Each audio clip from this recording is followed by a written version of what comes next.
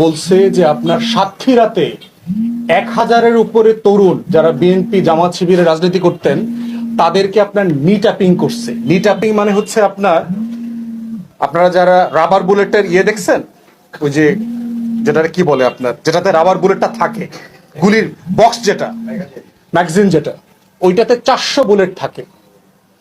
Police, RAB, Jamaat Shibir, বিএনপির লোকজনকে নিয়ে হাঁটুতে একদম ক্লোজ কাছে নিয়ে হাঁটুর উপরে ওইটা বুলেট ফায়ার করছে। 400 বুলেট যদি কারো হাঁটুতে পড়ে, তার হাঁটুতে আর কিছু ছিল? হাঁটুটা সিম্পলি, হাতটা গুঁড়া হয়ে ঝুলে গেছে পাটা। এরপরে থানায় নিয়ে ডাক্তার নিয়ে আসছে, আওয়ামী লীগের ডাক্তার আইনা ওইখানে পাও কেটে দিচ্ছে, পাও কেটে বাড়ি পাঠাই দিচ্ছে। গরিব মানুষ যারা ট্রিটমেন্ট করতে পারে নাই তাদের হাত পাও পচে গেছে। এরকমও পাওয়া গেছে যে বুক পর্যন্ত পচে গেছে, পচে যাওয়ার পর মারা গেছে লোকটা। এটা মব জাস্টিস ছিল না?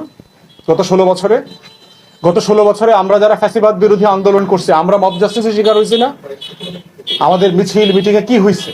তো সাডেনলি বাংলাদেশের গণমাধ্যম মব জাস্টিসের কথা কেন বলছে? আমি তো গত 16 বছর আওয়ামী লীগের সময় শুধু মব জাস্টিসই দেখেছি। 1,34,000 মামলায় 60 লক্ষ রাজনৈতিক আসামি, এটা মব জাস্টিস না? রাজনৈতিক দলের 1 কোটি লোক পলাতক অবস্থায় জীবনযাপন করেছে গত 16-17টা বছর, এটা মব জাস্টিস না? এলাকায়, মহল্লায়, পাড়ায় কোথাও কোনো বিরোধী দলীয় মত ছিল না, এটা মব জাস্টিস ছিল না? এগুলো সবগুলাই মব জাস্টিস ছিল। আমরা গত 16 বছর মব জাস্টিসের ভিতরে বাস করেছি। এখন যেটা দেখতে পাচ্ছেন এটা হচ্ছে মব জাস্টিসের প্রতিবাদ দেখতে পাচ্ছেন, এইটা মব জাস্টিস না।